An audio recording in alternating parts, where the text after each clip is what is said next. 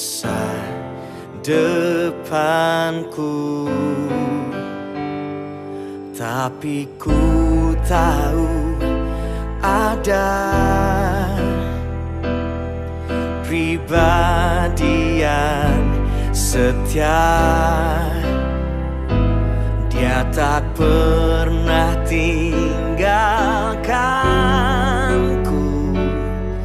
Dialah Tuhan Yesus. Hanya dekat padamu, Kau Allahku. Ku merasa tenang, dan hanya di dalam-Mu, oh Yesusku, ku dipulihkan. Kasih setia-Mu selalu baru setiap waktu. Ku mau mengiringmu seumur hidupku. Saudara-saudara yang terkasih, dalam nama Tuhan Yesus Kristus, selamat pagi, shalom, berjuah-juah bagi kita semuanya. Kita patut bersyukur kepada Tuhan oleh karena kasih dan anugerah-Nya yang telah memelihara kehidupan kita dan telah mengantarkan kita sampai pada pagi ini kita ada dalam kondisi sehat. Sebelum kita membaca dan merenungkan firman Tuhan, marilah kita terlebih dahulu berdoa. Mari kita bersatu dalam doa. Ya Tuhan, terima kasih atas berkat-Mu di pagi hari ini. Kami telah memperoleh kehidupan yang baru yang asalnya daripada Tuhan. Dan saat ini dengan penuh sukacita kami hendak mendengarkan firman-Mu sebagai peneguhan bagi kami, sehingga kehidupan kami ke depannya semakin berarti, semakin bersukacita oleh karena kasih Tuhan yang menyertai kami. Pimpin hamba-Mu yang menyampaikan firman-Mu supaya dapat menyampaikannya dengan baik. Berfirmanlah pada kami ya Tuhan, karena kami anak-anak-Mu telah siap sedia untuk mendengarkannya. Dalam nama Tuhan Yesus Kristus kami berdoa dan mengucap syukur. Haleluya. Amin. Firman Tuhan yang menjadi bacaan sapaan teduh kita pagi ini terambil dari kitab Efesus 5 ayat 18. Firman Tuhan berkata demikian. Dan janganlah kamu mabuk oleh anggur, karena anggur menimbulkan hawa nafsu, tetapi hendaklah kamu penuh dengan roh. Demikian pembacaan firman Tuhan. Tema sapaan teduh kita pagi ini ialah dua jenis pengaruh dalam hidup. Saudara-saudara, bayangkan dua orang yang masing-masing memiliki sebuah cangkir. Cangkir pertama diisi dengan anggur, yang dalam konteks ini melambangkan hal-hal duniawi yang bisa menyebabkan seseorang terpengaruh atau terperdaya, seperti kecanduan, perasaan berlebihan, atau pengaruh buruk yang datang dari kenikmatan duniawi. Cangkir kedua diisi dengan air jernih yang mewakili pengaruh Roh Kudus. Cangkir pertama yakni anggur. Ketika seseorang meminum anggur, mereka kehilangan kendali atas dirinya.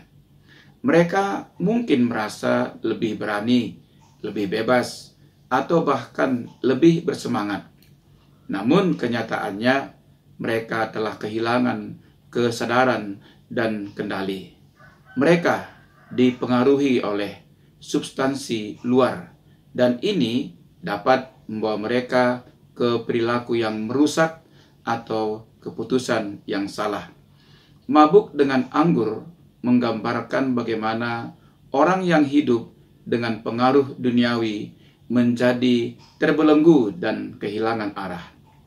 Cangkir kedua, Roh Kudus, berisi air jernih, menggambarkan bagaimana kehidupan yang penuh dengan Roh Kudus membawa seseorang untuk hidup dengan penuh kendali, kedamaian, dan arah yang benar.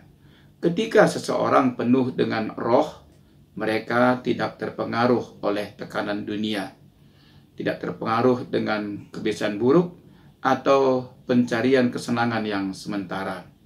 Sebaliknya, mereka dipimpin oleh Roh Kudus untuk hidup sesuai dengan kehendak Tuhan.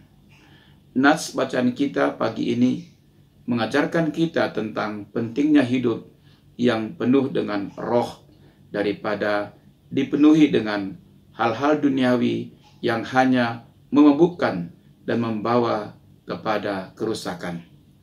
Paulus membandingkan pengaruh anggur yang memabukkan dengan pengaruh Roh Kudus yang memberikan kehidupan, kedamaian, dan kuasa untuk hidup dalam kehendak Tuhan.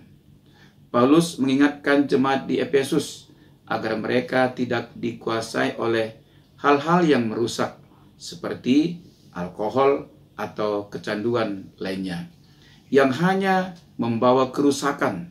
Sebaliknya, mereka harus mencari pengaruh yang lebih besar, yaitu Roh Kudus yang membawa pembaharuan hidup, kebenaran, dan hikmat ilahi.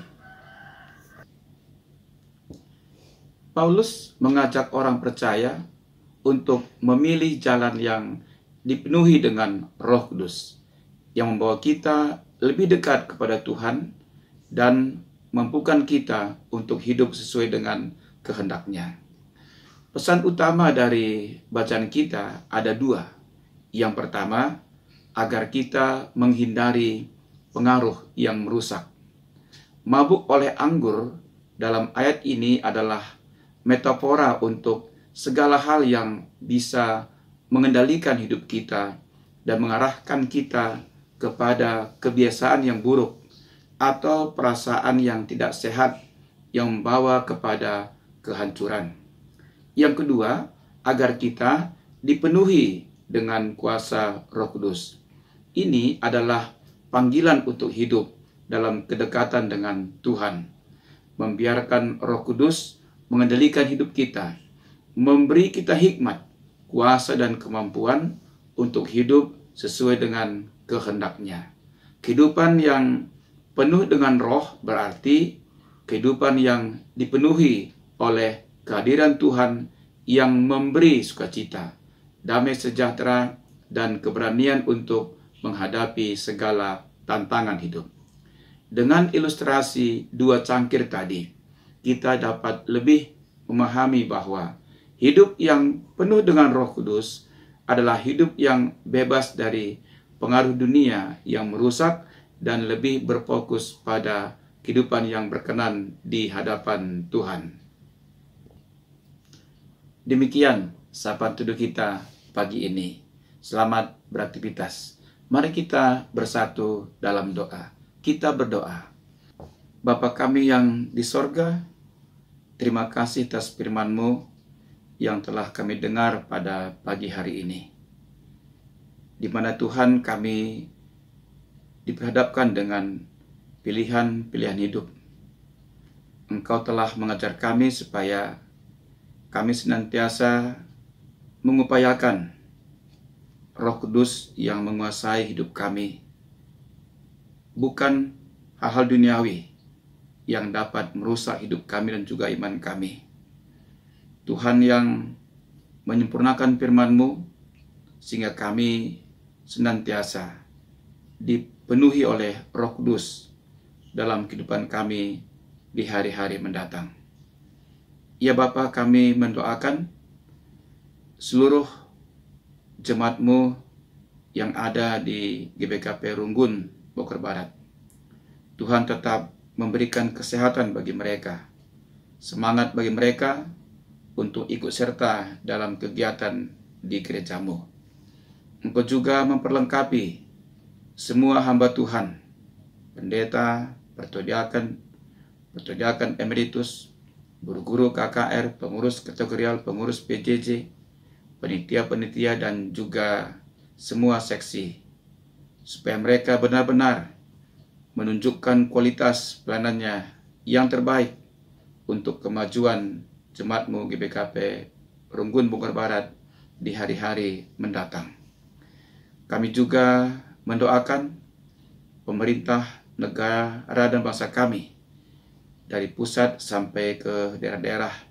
Tuhanlah yang berikan hikmat-Mu bagi mereka, supaya para pemimpin negeri ini benar-benar dapat mengayomi seluruh lapisan masyarakat, sehingga mereka dapat menunjukkan rasa keadilan bagi seluruh warga masyarakat.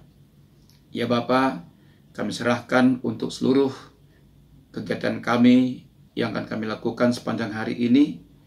Tuhanlah yang membimbing kami, sehingga apapun yang kami kerjakan, nama Tuhan senantiasa kami tinggikan. Terpujilah nama Tuhan kekal selama-lamanya. Inilah doa kami Bapa, kami serahkan dalam satu nama, Yesus Kristus yang telah mengajar kita berdoa. Mari kita berdoa bersama-sama. Bapa kami yang di sorga, dikuduskanlah nama-Mu. Datanglah kerajaan-Mu, jadilah kehendak-Mu di bumi seperti di sorga.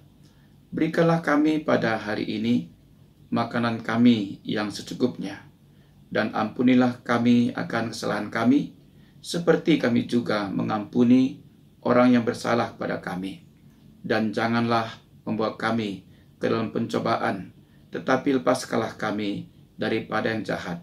Karena Engkau yang punya kerajaan dan kuasa dan kemuliaan sampai selama-lamanya. Amin. Menjujuah manfaat takrina. Selamat beraktivitas. Tuhan Yesus memberkati.